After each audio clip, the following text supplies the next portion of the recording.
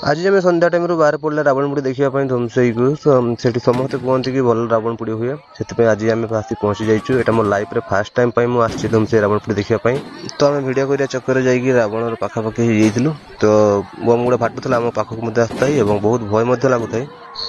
सबुठ भयंकर से माठिया बम गुड़ाक कहीं से गुड़ा फाटिकी लोक मझे जा फाटुला ताठार बेसी भयंकर था यही बाणटी कहीं ये डांग को लेकिन ऊपर को जाऊे और से फाटा पूर्व डांगटी को छाड़ी दूसरा और डांगटी आसिक तले गाड़ी हो पड़ू था।